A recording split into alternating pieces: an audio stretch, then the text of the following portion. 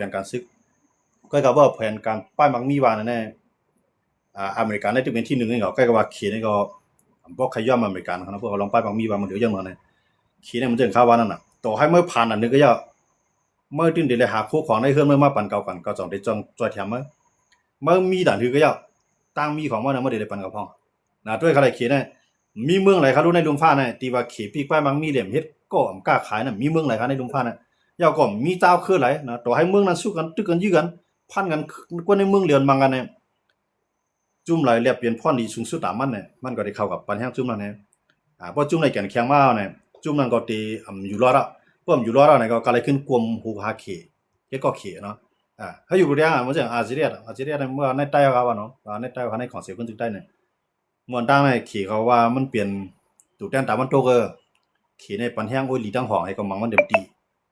กำไรตั้งหองนั้นมันกุ้งกำไรหมดอ่ะไปมามีตั้งหองในเขาในท้องเขหมดอ่ะกำไรในนาทีอาเซียนเนี่ยเข้าได้คือเลยเข้าเนี่ยมันเอาช่างซึกเข้ามาอันเดียวช่างซึกยึดไรมันเอาช่างซึกยึดเขานะเดียวเอาช่างซึกเข้ามาอะไรเนี่ยมันเดียวป้ายมามีมันเข้ามาเนี่ยเสาตื่นล่างมาอยู่ในอาเซียนมีตั้งนำเขาเร็วเขระว่าโลกไล่เขเนี่ยเดี๋ยวจังไงกำไรไทยอยู่จำไทยเนี่ยอยู่จำเขาอยู่จำไทยเนี่ยอยู่จำม้วนอยู่จำย่างเผือกอยู่จำย่างเหลียงอยู่จำใต้อยู่จำว่ามาติดจับเหรียญนินไทยหมดกำไรไทยนะครับสูมีช้างนั่นกำไรทางเด็ดๆก็กาสูโดเปลี่ยนโหบันเก่าเดี๋ยวผมรวมบันเก่าเพราะมันจุ่มไหลจุ่มหนึ่งเมืองไหลเมืองหนึ่งแล้วมาเปลี่ยนเพศของเมืองไทยเนี่ยเอากองกลางเข้ากว่าที่หามเข้าบังตึกกว่าไทยเนี่ยเดี๋ยวจังไหนก็ป้ายมามีอันอยู่ในพื้นที่นั่นไทยเนี่ยจังลงมือเข้ากับเอาอย่างเมืองเพราะว่าตีลงตื้นล่างในนาทีย่างเตรียมเมียนตั้งมาเนาะตีซุ่มอันใหญ่สามารถเรียกกันเรียกเอาเงินล้านกว่าเรียกเงินหมื่นเฮ็ดไทยมันได้จังได๋ตรงไรว่ายื่นขาหมูเจ้าคือเอาเจ้าคือในบ่ให้บ่เฮ็ดฮู้ไว้พวกมันมาสู่มังไงเพื่อสู่กันมังกันแน่พวกได้ตุ้งตื้อดอกเมืองกันก็ได้มังก็ได้ไปด้วยสู่กันเพื่อกวนสู่ปลายมาอยู่ไว้เดี๋ยวก็ได้จอยเขาจอยนำพวกกันเย็นก็ได้อีมือกว่าไทยเนี่ยได้จะรอไล่ในกันเนาะก้อยก็ซื้อมาก็ยอลงปองซึ่งกลางนั้นก็ดึงได้ยืมมือไว้ไทยเนี่ยได้จังได๋ลอกไล่เพียงการไทยนำเอาการปริเยการอ่อนหวานในเฮ็ดโกเบิ่นไทยนำได้จังนั้นไทยในที่ใจลอกไล่นั่นเขียมดีเป็นแถมยงไทยเป็นแถมยงไทยได้เอาเจ้าคือเฮ็ดโหน่ะกูว่านั่นนะเพราะว่าไทยเนี่ยมันมีเจ้าคือจะในเฮ็ดโหเนี่ยตั้งมาตั้งไทยนั่นเลยผิดกันน่ะเสียย้อนว่าเนี่ยมาในเลยคืมข่าว2เลย2ครั้งว่าเขาลงมาเนี่ยมันเต็มย้อมนะก็เบิ่นเจ้าคือทำตอนตัดที่ปึงยิงเมืองไทยอยู่ไรใจเฮาสุดกับตาหน้าเฮาก็สุดบัดแฮพอเฮาข่มรวมไรเฮาก็ข่มรวมบัดแฮเจ้าคือก็ซ้ำใจใหญ่ซิแน่เฮ็ดโหบันไทยเนาะตั้งแต่ใต้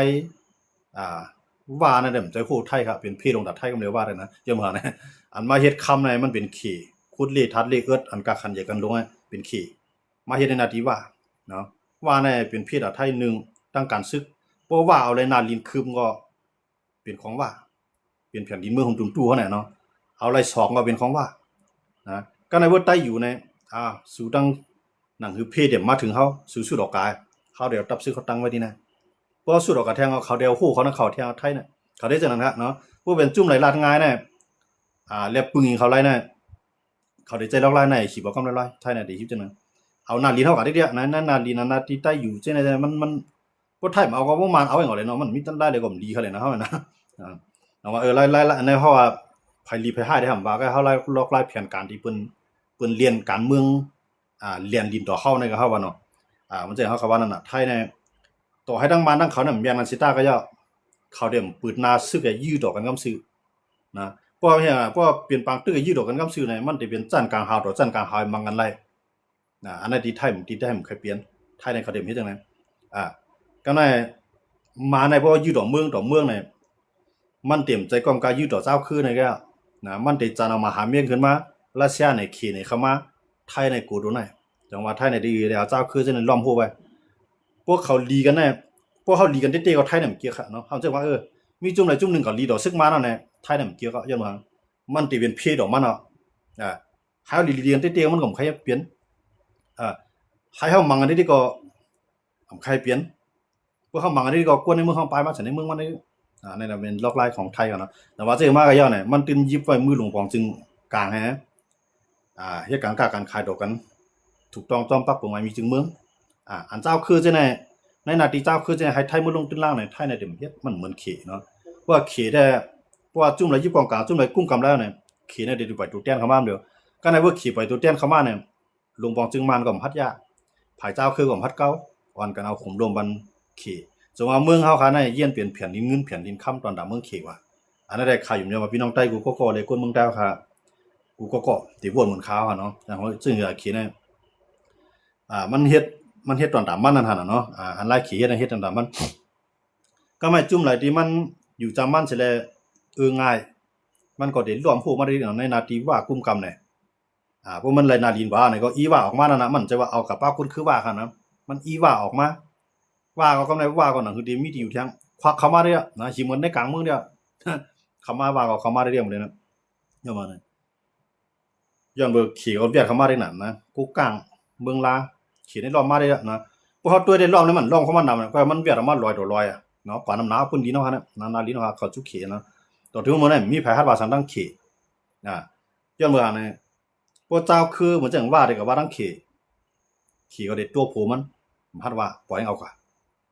พวกวางกูกลางมันได้สูมีนาทีอีเข้ากับทางในแกที่จำสูในเฮาได้เอากว่าทีไรมันกัดเย็นแล้วมีเพียนั่นเขได้เอาได้กำลังทีไรที่มันมีเพียนั่นเขเนี่ยได้ส่งแฮงได้ส่งตัวเตี้ยนมันเหมือนจังนั้นซึกเจ้าคือจุ่มแล้วที่มันใจกินไรเตียนเหตุการณ์ไปมันมีมันตอนนั้นมันเนี่ยมันเดี๋ยวตัวนั้นคู่เขาไม่ในนาทีจะมีปังตึกปังยื้อนั้นมันเดี๋ยวกวนไปมันมียินก็เขาเอาจุ่มยิบกองกลางอันมีเคียงนั้นก็ห่มลงอันในล็อกไล่เพียงการเขเขาเนาะเขได้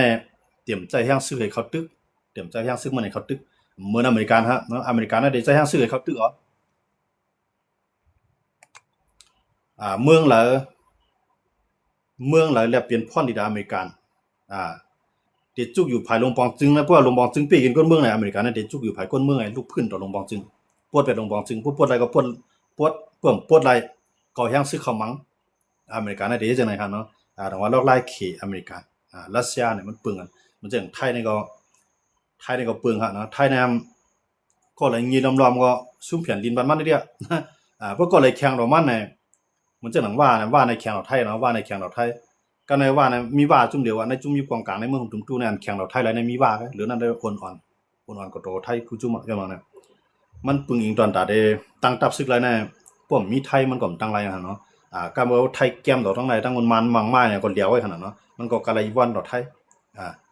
มึงนั้นกูจุ่มเนาะว่าที่เป็นย่างว่าที่เป็นใต้ย่างเผือกย่างเหลียงเหมือนกันม่วนว่าจังได๋นะจังนั้นมันตามถามว่าลูกเพิ่นในอันไรแผ่นดินน่ะมันลูกเพิ่นในยิบกองกลางไอ้ก็มันอยู่กว่าไรเปิ้นมีซื้อเขามีซื้อเลยมันจังนั้นไงตาได้เป้วันเป้เมืองไรวันในเมืองมันเป็นไรเนาะเฮาอยู่กูแดงในเจ้าคือในเมืองผมตุ่มตัวเนี่ยอันเฮียงใหญ่หรือเปิ้นเลยแก่นแข็งหรือเปิ้นในมวลต่างเนี่ยที่เป็นม่วนฮะเนาะในเขาอีกนู่นเดียงเฮียงเลยกำลึงมาม่วนในแล้วล่ะเนี่ยไทยเนี่ยส่งซื้อเขาเข้ากว่าเข้ากับว่ายี่เรานาลินกับยี่เรานาลิมอนเอามอนยี่เรานาลิมอนพวกยี่ได้นาลิมอนอะไรไรปักคนมอนเข้ามาเห็นอันในไทยในก็เลยนาลินอันเป็นมอนนะเนาะก็ในกวนมอนในก็เพราะว่ามันมังมาก็มังยาใส่มอนก็ในเพราะว่าไทยหลวงมังมันก็ขึ้นเอามอนเนี่ยขึ้นเข้ากับมังมันจังว่ากำลึงสุดมาในมอนน่ะเย็นเป็นเจ้าขึ้นเรียกไอ้ก็อ่อนกว่าแผ่นดินก็ขึ้นอีน่ะที่ในมอนในแก่นแข็งเหมือนด้ามีจอคำมีหยังหมดเนาะมาตัวในปืนในเมืองไทยเนาะมอนในเนาะย้อนมื้อจังได๋ต้องว่ามอนในมันอีกว่านะย้อนมื้อหาในมันจังคาว่านั่นน่ะเนาะเพราะว่าเงาลายมันติเลยมันเรียบดีมากเนี่ยไทยเนี่ยสิเข้ากับห้องมอนในเข้ามาตัดเอาแผ่นดินมอนในเข้ามาอยู่ในไทยมือปานกูพวกมันมีเหรียญดินเท่านั้นเนาะเพราะว่าตับซึกมอนมาตั้งไว้ดีนะเนี่ยไทยก็บ่ด้วยเหมือนเสียงว่าที่กับจอยมอนจอยมอนสุกุลุมมังมานะเอาหน้าลิ้นสู้เพิ่มมอนเข้ากับยึดได้หน้าลิ้นก็มาตกอยู่ในมือไทยก็ในเพิ่มมายึดได้หน้าลิ้นก็มายึดเอากับที่ของมอนไทยยึดอะไรก็เป็นของไทยมานยึดอะไรก็เป็นของมันมอนในญายื้อมาไหนก็ญากินสู้ก็ได้กันมือสุดมากคือดอกอีหวานนะครับมึงมอนเนาะต่อถึงมันบ่ได้มอนเนี่ยตั้งตัวเลยที่ด้านในมอนในมีน้ำปางหลายมีสังสิงมีคุมเหี่ยวขนมมอนในกันเนาะก้อยก็มีอนาปาวาทางการเมืองกันซื้อคำมอนอย่างว่าเขาซุ่มบาลีเยเปิ้นนะมื้อนั้นมือกูปองได้เปิ้นดูไล่กวนพวกมาตัวมันปะตัวในปืนไทยเนี่ยอยุธยาว่าสังว่าจังได๋พวกกวนเก่ากี่เขาเนี่ยซื้อสายกันเก่ากี่ที่ๆเนี่ยมันเปลี่ยนเจ้าคือขอมครับ ขอมนะครับเนาะอย่างนั้นนะอย่างไรเมืองไทยในมึงกูปองในเขาก็เป็นเมืองล่าอาณานิคมเนาะมึงกูปองในมันเมืองอะไรก็ยอมเพื่อเมื่อไปมีเที่ยงเนี่ยมันได้ลือบนาลีนี่เนาะคือบนาลีนี่เด้เพื่อนนั้นในพวกเขาก็ยึดเนี่ยพวกเขายึดเนี่ยเขายึดของเขมรมาพวกเขายึดของเขมรเนาะเนี่ย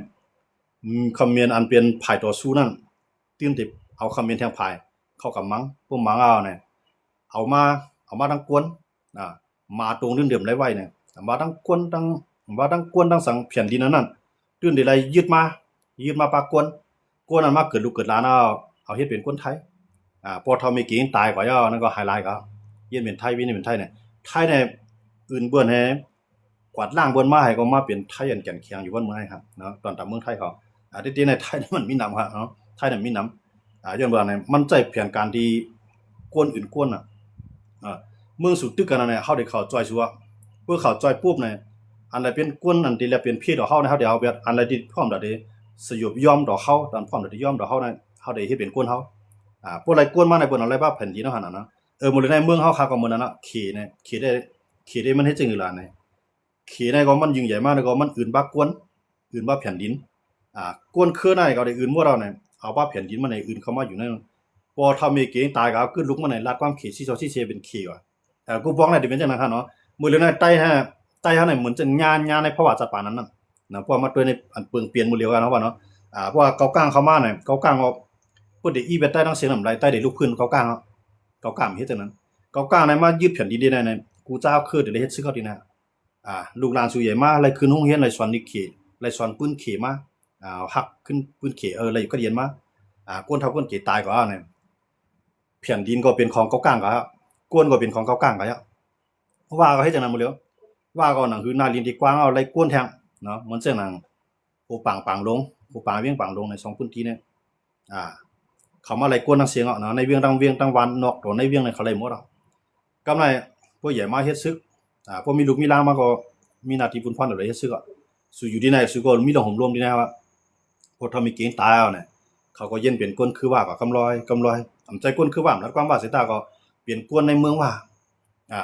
มันได้ใจลอกลายไหนแหละอื่นกว่าเนาะอื่นมาหน้าดินใต้เอาในน้ำหนาวเลยว่าอันว่าเฮ็ดในมันว่าใต้เนี่ยติญาณในสถานการณ์ก็ไล่เหมือนจะหนังม่วนครับเนาะเพราะว่าจุ่มในตึกมาเนี่ยก็มันในนาดินเฮากว่าเอากวนเฮากว่าเอาแผ่นดินเฮากว่าเจ้าหนังทีน่ะเขาตั้งเขามึงกูบอกได้เขาก็ให้ก็ใต้อยู่จำใต้นั่นน่ะมื้อเดี๋ยวนี้เขาตั้งทัพซึกเขาไล่เมืองไล่เวียงเมืองใต้เขาไล่เวียงเอาเขาว่าเมืองปะลองมื้อเดี๋ยวนี้ปะลองปินเดพวกการนำคำด้วยในพวกเมืองใต้เนี่ยได้เขาพวกซึกเถียนอะไรงี้นำไรแต่เลยว่าเมืองปะลองปินเดอย่างเดียวย้อนอะไรดังว่าอันนั้นเนี่ยเขาเลยเพียงดินเฮาคักกว่าพวกเฮาก็ได้ไล่กว่าวันมื้อหน้ามาเนี่ยเอาลีกไล่ปลายปีเขาพวกเขาพี่ไล่พวกเขาได้ต่อสู้ใต้เนี่ยใต้ได้มังเขาเต็มตั้งตัวไล่จังบ่จังนั้นเขาเต็มใจลอกไล่นั่นก็ได้ใจลอกไล่ว่าเฮายืนเลยทีแนวกวนกูคือเฮาโหลเป็นพี่เป็นน้องกันเฮาเติมเลยแจกพี่กันยืดเอาปากกวนน่ะตาได้สร้างตื้อสร้างจัดได้มันได้เลยยึดแผ่นดินเบิ่นเอาก็ยึดปากกวนเบิ่นเนาะเหมือนจังนั้นไทยได้มาในมือเขามังกูบ่ได้ครับลูกไทยได้มาในเพราะว่ามานเป้มาเนี่ยก็มานขึ้นกวาดเอากวนให้เขากว่าขอไว้ที่เขากุ้มกำไรอันเตียนหน้าลินเตียนเขาหน้าลินเตียนใจกวนเขานั่นน่ะเขาได้เอากวนเขาเข้ามาอยู่เอากวนตีนอยู่ในพื้นที่นั้นปลายก็อยู่ในกำมือเขาเหมือนจังนั้นไทยเขาในเขาก็อยู่ทั้งมันเล่นมีทั้งนำมาจังว่ามือปานนั้นในพวกไทยยึดไล่ไทยก็ได้ต้อนมาหมดได้แกะเอามาหมดมันจังแกะบ่แกะกว้างเขาเนาะกวนนั้นในเขามาอยู่ที่ไหนมาอยู่ว่าที่อยุธยาเนี่ยอันก็อยู่เรียนดินที่น่าซ้ำขึ้นเอากวนไทยเอาขึ้นเขาปักนั่นก็เอากวนต่างคือที่เขาใจยินไล่ตึกต่อสู้ปักเอากว่าไล่ไทยก็เฮ็ดจังนั้นมานก็เฮ็ดจังนั้นครับเนาะเหมือนจังเฮาเขาว่าเหมือนจังไทยเกาหลีมอนเกาหลีเหมือนจังใต้เฮาก็ยาจังนั้นเนาะใต้เฮาเนี่ยตั้งนึงขี้อื่นกว่าอื่นบ้าแผ่นดินเนาะครับใต้เฮาเนี่ยไทยอื่นกว่าอื่นบ้าแผ่นดินเนาะครับอื่นบ้ากวนเนาะครับก็ไม่ต่างเอาคือเหมือนจังมานก็เฮ็ดนั่นน่ะกูคือเป็นจังนั้นหมดครับเนาะก้อยกับใต้เฮาเนี่ยได้เฮาด้วยได้ใต้เฮาได้ไปปกป้องใจลองอันที่ว่าเปิ้นใช้แผนการกวนอื่นกวนสิเลยเอาแผ่นดินกว่าใต้เฮาได้บ่ปองใจมันจังว่าใต้เนี่ยโหลเป็นโอ้ยลีกันเนาะเฮาบ่รู้จักพี่เจ้าคือลงใจบ่เฮาแก่นแข็งได้ทำแจกก้อยกับเฮาอ่อนๆได้บ่เฮาแจกว่าใต้เฮาเนี่ยเฮาได้ที่เอามาขึ้นกูเจ้าคือบ่ได้ยอมรับอะไรเฮาเนี่ยเฮาได้เฮารู้เลยแก่นแข็งเนี่ยใต้เฮาเนี่ยไปปองใจตรงนั้นเฮาได้ปองใจว่าเฮากูเจ้าคือในเมืองใต้ดงเฮารู้พร้อมกันเด้อใจรู้พร้อมกันบ่มาด้วยใต้ซ้ำเหยียบตีนกันเนาะคำๆในๆผิดกันเนาะคำๆในๆเนี่ยอันนั้นมันเป็นผังหางเตียนใต้เฮาเนี่ยจังเป็นก้นเคลื่อนอ่อนๆกว่าเนาะ เข้ามาด้วยละก้นคือเรียกก็อื่นเอาไตเนาะก้นคือใหญ่ๆก็อื่นเอาไตมันก็อื่นเอาไตกำไรไตเฮาทำเฮาหนังกันอยู่จำกันเนี่ยมันอยู่ไรเนาะมังนี่เนี่ยย้อนมาจากไหนเดี๋ยวว่าเฮาเข้ามาด้วยเนี่ยลอกไล่เพียงการเปิ้นในไตในเปลี่ยนอันดีไม่ใจไว้ทั้งหน้าเตะเนาะมันเฮาติไปถึงม่วนอ่ะ ม่วนเนี่ยมีลีกลายมีความลัดเนาะมีพิงเยพิงทุ่งแก่นแข็งน่ะมันก็บอกกันเนาะมีจอหอค่ำเขากำลือซื้อมาในม่วนเนี่ยป้อมกับปอดตัดถุงมึงม่วนหั่นบ่เคยรู้จักม่วนเฮาเนาะที่เตในม่วนในเพียนดินเนาะกว้างใหญ่เนาะอันไทยยึดมาในนำล่ะไทยเนี่ยยึดมาที่ม่วนก็ว่ากำลือซื้อมาเนี่ยมือปานนั้นได้เผยปีมือปานจะเอาค่ำเขาเนาะเผยปีเรียนดีนั่นว่าน่ะมันมีเขาเนาะ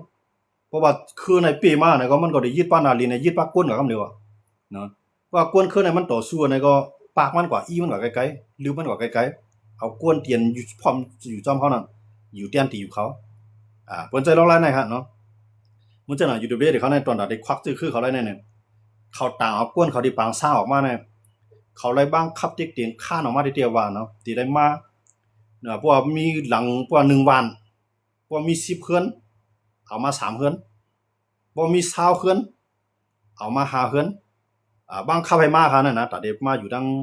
เมืองสารเมืองตนผมแคมป์แล้วก็มูเนี่ยอันนั้นอยู่เด็กเขาเฮ็ดกูปอกกันเอาว่าเนาะแต่คือเดี๋ยวมีกวนเขาเข้ากับอยู่ก็ไล่นาปีนั่นขนาดนะเพื่อเดี๋ยวว่ากว่าในร้านดีๆกว่ามีเพิ่นคล้ายๆเขาทุกวันก็มึงนอนจากก็มีเพิ่นคล้ายๆเตียกเตียงให้เอากว่าเนาะใส่ลวดใส่ก้ายก็ปิกผางกูไผ่เอากว่านั่นโหก็ต้องขึ้นต่อบ่ฮอดเนาะอันให้ก็ให้ตายก็ตายกำลังซื้อมาเนี่ยเขามาตังตับซื้อเขาไล่ครับเอาตังกวนบ่มีตับซื้อหลายมีกวนเมืองมีกวนเฮ็ดเขาเลี้ยงเขาโลเนาะย้อนมาจากนั้นว่าอันนั้นลอกไล่อยู่เด้เขาตาได้สร้างให้ยังจื้อจัดจื้อคือเขานั่นก็อำใจง่ายค่ะเนาะเขาไล่ต่อสู้ทีเดียวว่าอันอื่นไล่เขาได้อื่นเอาอันหิมไล่เขาได้หิมเอาอันตึกไล่เขาได้ตึกเอาเขาได้จังได๋คำมีว่าถอยหลังหาด้วยครับว่าตั้งตับซึ่งมาในมีที่ว่าถอยหลังมีที่ว่าอ่อนๆมีที่ว่ายกย่อมกว่าค่ะหรือสิว่าปีไหนเฮาไล่เวียงไหลปีไหนเฮาไล่เอืองไหลปีไหนเฮาไล่ว่านไหลเนี่ยปีไหนก้นคือเฮานำมากก็คือในอยู่ดีๆเขาในเขานับไล่จังได๋นะก็ในใต้เฮารู้จักเฮานับไล่จังได๋เนี่ยพอมาด้วยเนี่ยใต้นับไล่ปีไหนใต้เฮายังว่าเป็นไทยหลายเฮียงก็นะมันไล่ไว้ไทยไล่ไว้แบบว่าไล่ไว้ไทยไล่ไว้10ปีก็แน่นอนมันมือขึ้นเมืองเฮา1ปีในเฮาใต้ในซุ่มคือใต้ในมาเป็นคนเมืองไทยว่าใน1ปีเฮานับลูกหลานเฮาในหลายเฮียงก็ค่ะเนาะตอน1ปีแกริมดีเนี่ยเป็น60,000มันค่ะตอน1ปีค่ะเนาะว่าใต้เฮาในเฮาโหลได้ปองใส่ดินว่ามันสิว่ามีคือหลายคือนึงก็ที่อื่นใต้ในที่กูภายในอื่นใต้มาหมดค่ะมันจังอันเขมาอื่นใต้เอาก็อยู่ในเมืองเขทั้งสิ้นในวันมื้อในเฮาหลายจื้อมันเนี่ยนะว่าเป็นใต้เนี่ยนาทีตรงนึงตอนตาจื้อคือใต้เฮาแลตาแผ่นดินใต้นั้นมันมีอยู่ในเมืองเขมีอ่ะค่ะนะมันมีตอนตาเป็นมุกเป็นจุ้มแหก็ลีกไล่เลยพิงเยใต้พวกปองลีกไล่ปลายปีเฮาพวกปองพิงเยพิงทุ่งเฮาบอกนั่นก็อันว่าองค์กรเนาะไทยเขาองค์กรมุกจุ้มอันตรงนึงทางการเมืองในเมืองเขเฮาคำมีก็ในเมืองไทยเฮามีในวันมื้อนั้นมีก็มันเหมือนจังว่ามันหมอกจั่นจุ้มไว้เวจ้าเหตุการณ์กู้สู่ที่นั่นที่ไหนรู้ที่ไหนพวกมาเตียนทางเมืองไทยก็มันจังมันได้มีเครือข่ายมันจุ้มมันอยู่ว่าพี่น้องเขาว่ามีอยู่ในเขาว่าใครยังจมแล้วเพิ่นบอกว่าใต้เฮาคันในมื้อเดียวในพวกเฮานั้นป่องใส่ในทางการเมืองในเฮาเต็มจังตรงเพิ่นได้ขึ้นมากำร้อยเนี่ยกับปานมื้อเดียวในปาดกับปานมื้อเดียวในมันเป็นกับปานที่ว่ากวนอื่นกวนกันที่ย้อนว่าในกวนเฮาในมือกูปองในมันมียาเฮกังสันเทกวนในมันนำหนักเนาะกูปองในกวนในนำหนัก1ก้อนในมีลูก 2-3 ก้อน2ก้อนผมมีเฮานะมีลูก3ก้อน4ก้อน5ก้อนบางก้อนมีเป็นก้อน10ก้อนครับกูบอกก็ในมื้อเดียวในครับกูเมืองเนี่ยกันตกใจเกี่ยวปานเกาหลีใต้เมืองไทยเมืองขี่ก็ตกใจเนาะกวนในมันใครมีลูกมีล่างมันเกี่ยวใครไปลูกไปล่างใครสุกซาดการจ่ายมันนำมาเนี่ยพอไปลูกไปล่างย้อนบ่จังไหนกำในหนังคือกวนดินน้ำก็กะแล้วกวนบ่ว่าเป็นกวนเฮาอยู่ภายใต้ปักเปิงเฮาเอาปักเปิงให้แก่เราอันตั้งนั่นนะเอาปักเปิงแก่เราเพื่อว่ามันอยู่จ้อมเฮาอะไรอยู่ก็ได้อยู่หน้าเนี่ยวันมื้อหน้ามาเอามันแต่งงานแต่งหน้าฮอโตขึ้นจังมื้อไหนมีลูกมีหลานจังมื้อไหนกวนนั้นมันอยู่กับมอก7-80ปีเขาโลเหลือนั้นมันตายนะว่าตายก็ลูกหลานมันติซ่อมมาทางหลังนั้นก็เย็นเป็นว่ากวนเมืองนั่นน่ะอยู่เมืองไหนก็เย็นเป็นกวนเมืองนั่นน่ะอยู่ที่ใดก็เป็นกวนที่นั่นน่ะมันจะเป็นจังนั้นฮะเนาะย้อนบ่จังนั้นแหละแต่ว่าอันที่แน่ๆใต้เฮามาด้วยมื้อเดียวในเฮาถูกเข้าบ่เฮาด้วยแล้วก็ถามว่าซึกจุ่มนึงในจุ่มนึงมันก็ได้ จุ่มอยู่กองกลางแล้วจุ่มอยู่กองกลางมาไงเนี่ยมันใจนะเปิ้นตึกมาเนี่ยพิงทุ่งไตเปิ้นก็อันเปิ้นมีสังรองเปิ้นก็กะเฮ็ดอำใจกันน่ะ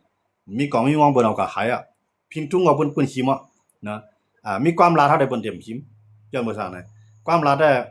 ตันตาในเปิ้นเต็มใครละความเฮานะเปิ้นบอกความมาเปิ้นความมันรับดอกกันนะความลาได้เปิ้นเต็มหิมว่ากวนไหนพวกมันรักษาความลาได้กว่าอยู่ดีๆก็มันถึงเป็นก้นคืนนั่นน่ะนะว่าความลาหายก็ยาวความลาได้ถือว่าเต็มหิมอันเปิ้นดีหิมใน1กวนเนาะไปว่าซะเวียงต่างยานเวียงลาเซียวใต้เขาเก็บซึกได้เขาเลยหมดเดียว2ไร่เวียงกดขายเวียงสวนวีเอาใต้เขาเก็บซึกได้เขาเลยหมดเดียว2ไร่ได้อ่ะนะเปิ้นมาเก็บใน2เฮาได้กว่าก็เลยกว่าเบิ่มกว่าเปิ้นเปิ้นดูเขาเปียดอ่ะก็เลยกว่ามันเป็นจังนั้นฮะต้องว่าเปิ้นอื่นบักกวนเฮาค่ะกว่าเนาะอื่นบักกวนเฮาอื่นบักเพียนดีเนาะค่ะกว่าว่าเพียนลิ้นมันตั้งไหนก็ปออูตั้งไหนก็ตาอ้างตั้งไหนก็ยูทูบเอตั้งไหนก็ขี่ก้างตั้งไหนก็ลาหูอันอยู่จำไทยก็ส่งลูกส่งหลานมาเขียนดีเขียนหลานในเมืองไทยใหญ่มากกาสูงมาอยู่เมืองไทยกำไหนเกิดลูกเกิดหลานมาเกิดเมืองไทยก็เป็นของไทยก็อันจำไทยก็ดีเย็นเป็นไทยก็ดีๆก็นะอันจำมานก็ดีเย็นเป็นบ้านอะเด้อเนาะผมจะเฮาคำว่าด้วยสเปตานว่าสังว่าจังได๋คั่นเนาะใต้เขาได้นำหน้าตั้งเห็นกุงจังได๋คั่นเนาะกำลือซื่อมาเนี่ยเขาได้เขาว่าเขาเป็นใต้ก็ความลาดเขานั้นเป็นมานแล้วความมานเนาะกวนนั้นกามันก็แค่ว่ามันเป็นใต้ละว่าความมันหายก็ยาวมันเป็นจังได๋คั่นเนาะต้องว่าเฮาคำมาด้วยเนี่ยก็ใครอื่นใต้มหายเลยเนี่ยครับพี่น้องเขาว่าอำหายครับว่าหุนเพราะว่าเพิ่นนับกวนมาในใต้ในอีลงที่เตครับหมดแล้วอันพี่น้องเขาว่ามันหายมาเนี่ยมันหายครับนะมันไปหายกำเดียวครับหรอกมันได้หายกับกำน้อยๆครับนะเพราะว่านับกวนเนี่ยเพราะว่ากวนในเมืองว่ามีก็คือเพิ่นว่าในมาเนี่ยเพิ่นนับว่าป้าลูกหลานใต้ในเพิ่นอันจุกอยู่ที่ในที่อยู่ตะเบเขากุมกำนั้นเขาก็ว่าเป็นคนเมืองว่าเปิ้นว่าครับเป็นคนซื่อคืนเป็นคือใต้นะเพราะก็มันอยู่ภายใต้อุเปิงพังงำไผล่ะนะมันจังใต้อยู่ในเมืองใต้ในเมืองไทยจังนั้นอยู่เมียงซ้อนเนี่ยเขาเป็นคนใต้มีไหวไทยนุ่งโคตรใต้รัดความใต้ไปก็เปิ้นนับกวนมาเนี่ยเปิ้นนับกวนเมืองไทยครับใน75ล้านก้อนน่ะที่ได้ป้าเขาจังนั้นครับมันบอกว่ามันหายกันนะมันหายกับกำน้อยๆครับพี่น้องเขาอย่าไปถามว่ามันหายสุจับด้วยครับวันนอกหน้าปางเฮาเนี่ยวันนอกหน้าปางเฮาคั่นน่ะยามมีหลังเคลื่อนเช้า30หลังมือเหลียวมือด้วยเขาแหละอันมี30หลังนั้นเปิ้นกึด10หลังในแก่นะอันยามมี50หลังเปิ้นเหลือหมอก30หลังในแก่นะอันยามมีหมอกปากหลังเปิ้นเหลือหมอกไอ้50 60หลังในแก่นะเพราะมันยอมลงกันนะเปิ้นหลังเคลื่อนมันยอมลงกันในเพราะว่ากวน1เคลื่อนเนี่ยมันสิอยู่หมอกเฮา7ก้อมันยอมกันหลาย10ก้อหลายปากก้อหลายยังก้อนะอันว่าเฮาค้ามันหายมันอยู่ย่อมนำได้ติครับเนาะมันอยู่ย่อมนำได้ติกูปองได้1เคลื่อนได้2ก้อผัวเมียได้ไว้ลูกได้3 4ก้อ4 5ก้อมือเหลือได้คือ2ก้อนำหน้าก้อ3ก้อได้นำสุดอ่ะนะมันเหือเลยยอมลงกันล่ะนะอันมาเมืองไทยจังได๋สิจะวนด้วยครับมากูเคลื่อนอย่าก็มากูวานบางเคลื่อนได้มาทั้งเคลื่อนเนาะมากันทั้งเคลื่อนเนาะกำไรมาเนี่ยสิจะวนว่าในคาดัง20 30ปีเนี่ยมันได้มือขึ้นอยู่ฮะมือค่ะเพราะมันมารายการเลียรายบ่เลี้ยงมีเลี้ยงเลียไล่ไว้กับตัวมันเลียกว่าไรกูเตียเนี่ย2มันได้มือขึ้นมือค่ะกำไรมือก็ซ้ำ1อยู่1สุกซักก็ได้ดิกเนี่ย2มันได้มือเนี่ยบอกว่า1ปีเนี่ยใต้เนี่ยซุ่มก้นกว่าทั้งหลายค่ะนะอันอยู่ในนาทีเปิ้นก็เปิ้นเอาสวนลิกเปิ้นรัดความเปิ้นกว่ากำไรร้อยเนาะอันเป็นลูกยิงอันเฮาลูกจ้ายอันเฮาก็เปิ้นก็เฮ็ดสิเปิ้นกำไรร้อยมันอีกก็ได้ที่ขาใต้เนี่ยนะมันเหมือนเสิ่งสังว่าเป็นผ้าเนาะเป็นผ้าเป็นมีดมื้อจานได้เป็นเล็กเป็นเตียงนั่นคั่นน่ะเพิ่นมาเขียนเฮ็ดเป็นมีดเป็นผ้าเป็นมีดกำไรน่ะมันได้พายรับได้ดิมันก็พายได้ดิก็ก้อยกำมันก็มักเลขก็ได้ดิค่ะอย่าบ่มันยอมมาได้ดิคั่นน่ะนะใต้เนี่ยก็มันเหมือนกันมันแก่นแข็งกูบอกก้อยกำมันถูกเอากับกูตั้งหั่นน่ะเนาะอันเพิ่นยื้อตายไว้ก็ตายหลายๆอันป้ายเอาก็ป้ายก็ทั้งหลายอันเพิ่นอื่นเอาก็อื่นเป็นคือเพิ่นก็นำนะมันเหมือนจังนั้นมันเหมือนจังหมักขี้ในแก่นแข็งก็อยากกวนน้ำนั้นหยดตกมันจอกหยดตกทั้งวันทั้งคืนในหมักขี้นั้นก็จังเป็นลูกเนาะจังเป็นลูกให้จังเรียกลงก็เอาค่ะคือใต้ในก็มันเหมือนนั้นเลยครับนะย้อนว่าจังนั้นแหละพี่น้องเขาว่าพี่จอมก็มาตั้งเฮือนยาวขายอยู่เนี่ยไปมาหมดเนาะค่ะเขาตึกมีว่าคั่นเนาะเพราะว่าซึ่งก็ยาวเนี่ยเฮาคำมาด้วยเนี่ยใต้เขาได้ด้วยเงาลายมันดีๆกับปานมื้อเดียวเนี่ยเปิ้นหิมเพียนดินกันหิมวานเมืองกันหิมคือกวนกันครับมื้อเดียวเนี่ยนะผมใจว่าเพิ่นได้ปักไว้ครับเพิ่นก็ยึดได้หน้าดินเฮาอีเวได้ก้นขึ้นให้เพิ่นเฮ็ดครับมื้อเดียวเนี่ยเพราะว่าก้นก็ไหลมันไขสารคัดมื้อนั้นได้เพิ่นอีเวได้ก้นนั้นเพราะว่ามันตึกเฮ็ดจอมเฮาอยู่สร้างขวัญบ้านเฮาอยู่ เกิดลูกมาก็เอาเฮ็ดซื้อเข้าอยู่อ่าเฮ็ดเขาเฮ็ดน้ำเลี้ยงเข้าอยู่ในมื้อนั้นได้เปิ้นเดียวไว้อ่ะจังว่าเปิ้นลูกคนเหตุการณ์คั่นน่ะดังว่าใต้เฮาขาดได้ฟังสติที่ไหนนะอย่าลาดเนทัดใจใต้ตกมันนำดีครับย้อนเบิดใต้เฮาขามีไปบ่จังได๋คั่นน่ะติเตมันใจลาดตาให้ทัดใจตกพวกคนฮักจือคือติเตไหนมันทัดใจตกก้อยกรรมมันติตกใจครับการที่ว่าตกใจนั้นมันจะว่าทัดใจมันตกคั่นน่ะมันตกใจจังอ่ะอ๋อเฮาได้อยู่ยอมมากันได้เฮาดีขึ้นพื้นขึ้นเฮาดีขึ้นไรขึ้นเฮาดีพร้อมกันมาเงาลายมันเปลี่ยนจังไหนติเตียวนั่นน่ะอันนั้นเฮารู้ได้เฮาผู้ลองเตมันสิได้จ่องจังเกขายไรครับเพราะสมาอย่าไปลาดก็ยังมันเลยกูเป็นฮู้จ้อมึงอย่าไปลาดน่ะมันก็ขายกับกำไรร้อยเย็นน่ะกำไรร้อยครับอย่างเยอะมามันจังใต้เฮาอ่ะก็อยู่ยันกุ้งอ่ะสุเจ้าวนว่ามันมีอีกครับใต้เฮาน่ะยันกุ้งน่ะมีครับใต้นั่นนะ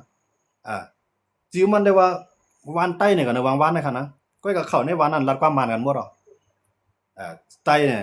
รัดความใต้แล้วมันเป็นใต้ย้อนป่องสังครับนะอันเปิ้นมักมันคือกวนว่านั่นกวนเมืองหนึ่งเมืองน่ะมันจะมีภาษาความรัดภาษากลางหนึ่งอันครับเนาะมันจังเมืองไทยใน70ล้านก็มันจะมีกุนกูเจ้าคือก้อยกับกูคือกูก็ตื่นได้รัดความไทยครับรัดความไทยกันหมดฮะใช่มั้ยอันไหนมันหนีพามันตึกหักษาสื่อสารมันไหลหักษาวันเมืองมันไหลหักษาความรัดมันไหลกันนะเหมือนเจิงใต้เนี่ยก็อยู่จ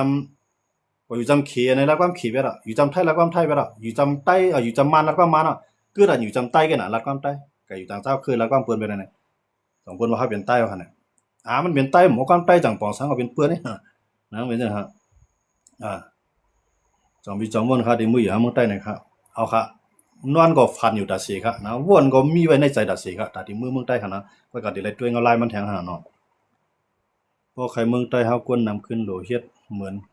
กัมพูชาก็ยาวเปลี่ยนอะไรครับเฮาได้เฮ็ดเหมือนจังกัมพูชาใต้เฮายือเลยว่านั่นน่ะกัมพูชาน่ะเขามือกว่าปุ๊บเขาเป็นเมืองก่อนขอเขาดูในเมืองเขาตึ้มยืนเขาดูเขามือกว่าเขามีให้มีหน้าเขาเฮ็ดกินเขาอยู่ไรครับใต้เฮาในมือกว่าปุ๊บนะ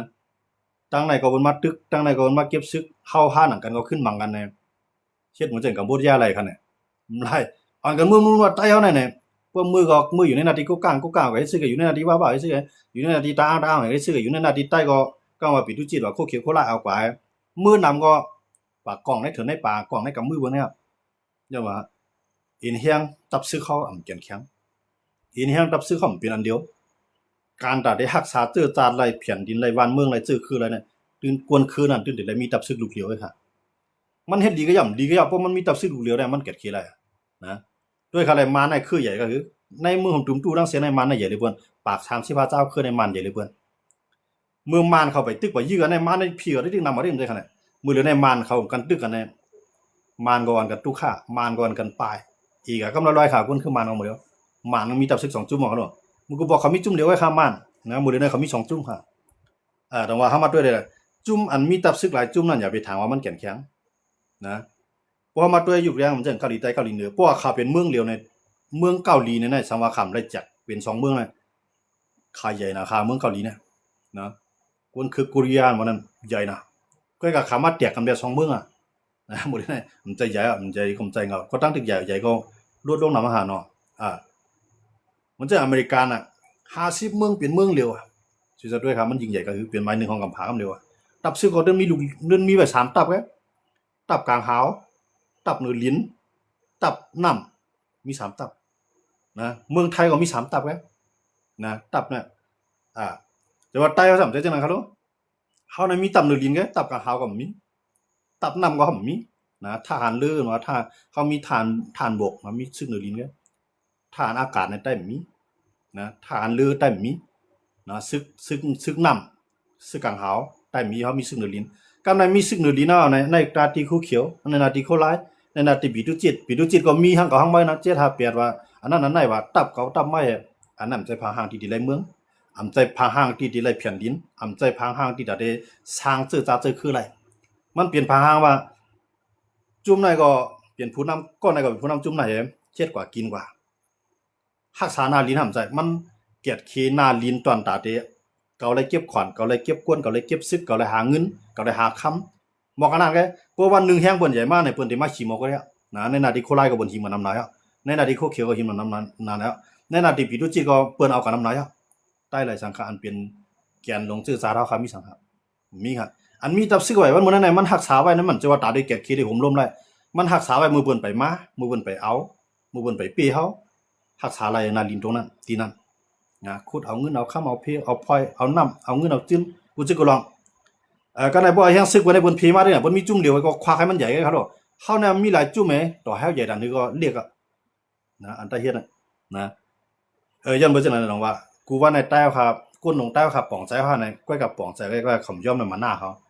อันไหนอันใต้เฮ็ดอยู่กูว่าในอันซึกใต้กูจุ่มเฮ็ดอยู่กูว่าในมันใจตาไรวันเมืองใจตาพวกป่องซื่อสัตย์ไรอำใจตาได้เกียรติเขียนนำนี้พาเฮาไรอำใจตาได้เกียรติเขียนผู้ลูกล่ามันตีขิมมาไรมือเปิ้นไปมาแห้งเปิ้นไปโป้เลยเฮาไล่ไว้แกนะเพราะวันนึงแห้งเปิ้นโป้เอาเงินเปิ้นนำเยาะแห้งซึกเปิ้นนำว่าแห้งกองเปิ้นนำว่าปิงหญ้าเปิ้นคึดจันคึดกาบ่เนี่ยมื้อนั้นใต้ได้เลยปลายมันเบิ่นไงอย่างว่าอันว่าข่าวถึงแล้วว่ากวนหนึ่งคือว่ามีหลายคือยังมันหลุมีตับซึกหนึ่งลูกนะยังมันว่ามีตับซึกหลายลูกเนี่ยมันตื้นเมืองเนี่ยตื้นยกย่อยตื้นช้างตื้อจัดอะไรครับเนาะด้วยเขาเลยว่าเขามีจุ่มเหลียวคำว่าเขาก็อยู่ได้ที่ตั้งย่านเนี่ยคำว่าเขามาอยู่ไว้ที่สายเกี้ยงตุงเนี่ยคำว่าเขาอยู่ไว้ที่ปางสร้างเนี่ยคำว่าเขามาอยู่ไว้ที่ลาเซียวเนี่ยเขาตื้อตับซึกอันเดียวกันเปลี่ยนในแห้งเขาค่ะกูกลางมีตับซึกอันเดียวกันปลองมีตับซึกอันเดียวกันนะอันมีตับซึก2อัน3อันเนี่ยมีไต้เลยปาโอในเมืองไต้เนี่ยด้วยครับปาโอเขาก็จะยิ่งใหญ่มากเลยยังมั้งปาโอ PNO ปาโอ PNLA ปาโอ PDF เขาก็มี3จุ่มหิมนาลีนั้นน่ะนะในขยามที่เขายินมาลีนั้นก้อนนึงอ่ะทีแรกป้องไว้เนาะก้อนนึงอ่ะป้องมานก้อนนึงอ่ะป้องว่าเนาะมานเนี่ยมันก็ป้องมานมี2ฝ่ายคุณตูลินกว่าป้องว่าอยู่ดูเดคุณมินทุนกว่าป้องผ่านของซันชูจีตับซึกผีดิยับกำไรคุณของคำถี่กับป้องซึกมันเขาขึ้นหิมนาลีนั่นน่ะหิมนาลีนั่นน่ะถามว่าเขายิ่งใหญ่มากไหนเขาก็ยิ่งใหญ่ไรเนาะกวนอันมีตับซึกหลายจุ่มในเมืองไหนก็ยะคืออะไรก็ยะมันตื้นแก่นแข็งไรนะมันตีเฮ็ดให้บ้านเมืองมันยกย่อยกำไรร้อยก็เปิ้นอื่นเอากวนคือมันก็กำไรร้อยเปิ้นขี้หมอนาลีมันก็กำไรร้อยกำลือสุดมาหลายแห่งผู้ปลายก็นะเหมือนเจ้าหนังใต้ครับขีมกันเมืองกึ่งเขาก็ถามว่าเขาดีไรเมื่อเขาถามว่าดีไรกำลือสุดมาในเป็นไผไรอยู่ตะเบียก็ไรนั่นน่ะเปิ้นมีจุ่มเดียวน่ะพวกไรมาเป็นของเปิ้นนะพวกมีหลายจุ่มเหมือนเจ้าใต้น่ะเพราะว่ามันตึกรักษาอะไรก็เอาอาสากวนมาเรียกแล้วเพิ่นกวนมันอีมาซึ่งมันตายนำมามันถอยก็เปิ้นออกปากนะเหมือนเจ้านั้นน่ะใต้เฮาจังว่าใต้เฮาแน่พวกเขามีตับซึกลูกเหลียวเนี่ยอย่าไปว่าตีไม่ใจว่ากวนก้นคือเรียกคือลอกละเฮาเขียงตามมานในกำซื่อนะเฮาเขียงตามมานในหมู่ก้าเนี่ยเฮาจังปกป้องสื่อสาธารณะอะไรจังขี้มอนาลินมานได้แทงก่อนน่ะก็ใต้เป็นจุ่มเหลียวนะก็ก็มื้อเดียวในใต้เอาเนี่ยฮู้ว่าเฮ็ดจังก็หมู่เฮาคำปองใจว่าคนลงใต้เหตุการณ์เนี่ยมันเฮ็ดตากินนี่ครับว่าซื่อๆมันใจเฮ็ดตาอองปี้ใจเฮ็ดตาปี้เขียนครับมันเฮ็ดตาว่าเปิ้นไปมาก็เน็ตเอาผู้คำเอาก็เปิ้นได้เอาไว้มาก็เน็ตขุดมาก็เน็ตขุดเช้า4ชั่วโมงมีข้าวยามนอนคนเหตุการณ์เท่านั้นกองปุดกองในปุดคนเหตุกลางค่ำคนเหตุกลางวันคนเหตุกลางค่ำของมันไล่มาตอดถอกส่งออกจุ่เมืองเขก็เป็นอีนี่ห้างหลงเปิ้นมาเปิ้นให้คืบหน้ามาได้เดียวเอามาได้เดียวนะด้วยเขาได้ที่ไหนเขาในมึงกูบอกแน่เขามีที่ใดมี2เวียงไงหั่นน่ะนะเขามี2เวียงไงมีน้ำสันนะมีบ้านตวงมี2ตีกมื้อเลยในนำค่ำนำตูมวนต้าในเขาได้ไล่ป้านำเลยนั่งเอานะมื้อเลยได้เขาก็ซุ่มขึ้นนำเอาแต่ว่าเขามาด้วยเนี่ยพวกเขายังดึงมีตับซึกเหลียวให้ได้เขาได้แก่นแข็งขึ้นกูว่านะป้อมมีตับซึกหลายลูกเจิงใต้ได้ตาแก่นแข็งมีจุ่มในแห้งมันเรียกว่ากับป้อมเบิ่นในเป็นแห้งเบิ่นเนาะนะเหมือนจะนำปีดูจิตกูจุ่มแห้งเรียกไปก็ซ้ำใครมีตับซึกมันเบิ่นใครอยู่กองกลางมันเบิ่นกับโฮมมันก็ในโฮมมันเนี่ยมันไรนะจุ่มอยู่กองกลางแห้งใหญ่มากจุ่มไหลมาได้แล้วเอาคุกขวางในพื้นที่มันนั่นจุ่มในมาก็เอากับปากมันจุ่มในอีดวนจุ่มในมาก็ตัดมันจุ่มในอีดวนตาได้อยู่รอดว่ามาก็หลุดเฮ็ดก็ว่ามันมาเดือดก็มันจุ่มลูกพื้นมาหลุดเฮ็ดก็เอาคู่ของในพื้นที่มันออกปันเปิ้นนี่กำเนิดสุนาเปิ้นเวียงไปกูผายเอาขึ้นเฮ็ดเป็นก้นเหตุการณ์มันเปิ้นแล้วกำนั้นนะวิดูจิเราค่อยหนังนะมันเสื่องหิงค่อยแม่งเสี่ยงให้แตกไว้นะเลือนเลยลาวในอันใดนำนะครับเลือนในมีลูกเหลียวไว้ลาวในจอดต้องผ้าก้อยก็อันเปิ้งเลี้ยงปันไรตาก้นดังนำหันเส้นตาสายตานะมันเปลี่ยนเลือนฮะลาวนั้นมันนำละลายมันดุเรียกขนาดมันสมองมันมาจู่กันได้มันใหญ่เลือนนั่นฮะเอาคำมาด้วยดินะคือใต้ก็ตัวหนังนั้นก็เอาคำมาด้วยสิจะวนว่าซึกใต้ได้มีนำนาวซึกใต้เฮานำได้ใจมันห่างแฮนซึกไว้ มันเหมือนเจ้าหนังไก่มีแคนไข่แกไก่มีแคนลูกแกเปิ้นได้มาลูกมันว่าผาดไปดิผาดไปดิเมื่อลูกมันได้ปลายป้วนน่ะผาดไปดิเปิ้นลุงปลายป้วนน่ะมันก็บินจ้อมเพราะมันบินจ้อมป้วนก็มีก็ตายจ้อมกันนั่นแหละนะมันเหมือนอย่างเงี้ยอ่าแต่ว่ามื้อนั้นน่ะเปิ้นที่เขามาหิมนั่นน่ะที่เขาเขียวอ่ะมันก็แข็งชิดๆอ่ะก้อยก็มันแลบอยู่แล้วน่ะขึ้นกับโฮมมือเปิ้นไหนมาเลยเฮาเฮ็ดก็กันปลายมักมีจ้อมกันมื้อจ้าอัดนี่มังเกากลางที่ว่างด้วยกันเนี่ยหางแฮงซึกไปเกากลางกับโฮมที่น่ะโฮมค้างอันมังมันก็ขึ้นกับโฮมเบ็ดเกากลางให้แทงตั้ง1โฮมเบ็ดค้างให้แทงตั้ง1ก็อุบมานะปักไล่อยู่ไล่ก้อยก็ว่าสองมันเป็นแห้งของเจ้าจ้าแล้วค่ะเปิ้นมาป้อแบบคือใต้ดีไหนว่าคู่เขียวกับกี่ขายไรห้ามไรเปิ้นมาย่อบ่ซึกเฮาเอากวนเฮาก็ให้ซึกดีไหนว่าย้อนให้ปล่อยมา2ไรมันได้ยันว่าเฮามีซึกตวนตารักษาปลายมังมีสุนโตอำใจมีซึกตาได้แก่ขี้น้ำลินหินพาวค่ะเพราะว่ามอเฮ็ดซึกไอ้จุ่มไหนมาก็เฮ็ดโก้จุ่มไหนมาก็เกี่ยวเฮ็ดโก้ไว้แล้วมันจะเฮามีถุงเงินในท้องเนาะเฮาคำมีไว้เงินหมื่นเฮาว่านี่แหละก็ในก็เฮ็ดโก้เมื่อเฮ็ดโก้เงินบัดไม่หมื่นจ้อยไอ้ในมากก็ปันแหงจ้อยในมากก็ปันแหงจ้อยกำลังซื้อมันก็อยู่ก็ยอมได้กำใจคั่นมันได้เป็นจังนั้นนะฮะอันใต้ครับเปลี่ยนหมดเลยนะตับซึกใต้นะเนี่ยมันเป็นตับซึกรักษานาลินพื้นแผ่นดินเฮาเลยลองพร้อมของมันจ้ามันเป็นตับซึกที่ว่าเปิ้นไปมาแฮงเปิ้นไปป้อเลยเปิ้นไปมาแหมป้อแฮงเปิ้นป้อเปิ้นอันมาหมังเอาเปิ้นอันมาเอาเนี่ยเปิ้นได้อันเอาหลายเดือนเปิ้นได้ตามวางแผนมาใน3เดือนใน5เดือนใน1ปีเนี่ยเปิ้นได้วางแผนมาในเปิ้นรายการนายเฮาคือดอกเฮาก็จังกาวขึ้นเอาก็น่ะเปิ้นสูงมาเอาขึ้นเอาสูงมาตึกเอาเฮาได้มังสูงขึ้นเอาเปิ้นตึกแทงถอยแทงเอาก็น่ะย้อนบ่จังนั้นดอกว่าอันนั้นใต้เฮาคันนั้นเฮามีเงินในท้องให้จกเปิ้นให้เปิ้นมาเฮ็ดก่อเฮาไว้น่ะก้อยกับว่าเงินเฮาเสียงมาหลายเอาน่ะเฮือนสูนั้นขายมันก็ว่าบ่ขายก็ได้ยึดหลายมื้อกำนึงทุเลยขายเฮือนให้เรียนปลายครับครัวเขาเลี้ยงปลายกะแล้วนั่นนะครับตับซึกเขาครับบ่มีหลายลูกมันจังเฮาเปลี่ยนวันมื้อนี้ตับซึกได้เหลียงตับซึกโคเขียวตับซึกโคลายตับซึกปีดุจิตจุ่มเจ็ดจุ่มเปียดจุ่มสามหูนำน่ะมีจุ่มหลายปีในแห้งลงใต้ครับน่าปีกินใต้เฮาว่ะเปิ้นมาขุดเอาค่ำในวันเฮาว่ะเปิ้นมาขุดฐานหินในอึ่งเฮาว่ะมีตับซึกจุ่มไหลฮัดเอาแห้งซื้อให้เขาเก็บเขหรือสิว่าเฮาก็คุมตึงล่างจอมสูเฮาก็ใครมีศูนย์โฮมจอมสูสูก็เฮ็ดได้เฮาก็เก็บขวานเด้อรายการนายครับได้นะเพราะว่านั่นได้พิจัยลองเตมันเกิดขึ้นในใต้ค่ะจังว่าเฮาลูกปองใจว่ากับอันหมดแล้วนะใต้เฮาที่เฮ็ดจังกูปองหลายกูปองได้เพียนดินเฮาใหญ่หนาล้านเลยเฮาปลายก็กำมีได้เลยเปิ้นเอาตันไหลขึ้นเฮาแหละมันกึดหรือไว้ก็ค่ะนะเปิ้นมาหิวบ้านได้เฮาก็ถอยบ้านนะเปิ้นมาหิวแทงอึงได้เฮาก็ถอยบ้านนะเปิ้นหิวเวียงนะถอยบ้านมันตึกกึดนำแล้วมันกึดแกสังเกตว่าเฮามีตีลินตานเหมือนจังนั้นต่างเจ้าคือเขามีนั่นว่ามื้อในใต้มีว่าจังนั้นนะก็มันนำอะไรมันกึดไว้นำมื้อเดียวนะมันนำให้เปิ้นไปขึ้นกลางเอาอะไรกำเดียวน่ะเปิ้นหอมแฮงเปิ้นตัดได้ไล่ขึ้นนาลินใต้เฮาเนี่ยเปิ้นหอมแฮงมันมาเข้าทาง20 30ปีเช่นไหนทางไผทางมันน่ะจ้องได้เอาอะไรมากำน้อยๆค่ะเพื่อใต้ซ้ำว่าแผ่นดินเฮากว้างใหญ่โลใต้ได้มาหาหลายไรโลเพื่อกลุ่มพวกนี้ลืมตื่นนะนอนรับลืมตื่นให้ได้เที่ยงคาราง50ปีได้คาทางได้ใต้เด่นเต็มเลยซังนะจูเฮาในเฮาดึงได้หันใต้ตาเพราะใต้เฮาไปเรียกหลายว่าเพราะใต้ว่าเฮามีตับซึกจุ่มเดียวก็นะเมียงกันในก็ได้นาทีกุมทิ้งป่าไม้ก็ในกุมทิ้งโคของเดือลินใต้ลินแนะนำก็ในแกดเขเจอคือวันเบ้เฮาเนี่ยเมียงนาทีกันในจุ่นมีไผเข้ามาเอาไรนะเพื่อการหมดเดือนนั้นจังนั้นจุ่มไหนมาก็เฮ็ดก็เรียนเฮ็ดก็เป็นหมดอ่ะจุ่มไหนก็เป็นอ้วยหลีเฮาหมดอ่ะก้อยกะอ้วยหลีในการเมืองแน่พวกเฮายุ่มยามามันเป็นอ้วยหลีเฮาเตี้ยเฮาก็ลืมตัวลืมคิงเฮานะเฮาก่อยมื้อนั้นเฮาลุกแล้วนะในการเมืองแน่การอ้วยหลีกันว่าได้มันได้เฮ็ดอ้วยหลีกว่าเมืองนะอำใจว่าเฮ็ดในเมืองเฮานั่นกันก็มันตั้งตับซึกมาก็หันดีมาน่ะมันตั้งหมู่ตั้งจุ่มมาก็หันดีมาไหนก็กำแถมแบบนั้นกำลึงซื้อมาพวกมันเอาจุ่มเดียวมาห้อมเปี้ยมันเดี๋ยว 2-3 จุ่มมามังเฮามันกำลึงมันเป็นหลายปีแบบนั้นมีเมืองหลายที่หันดีว่า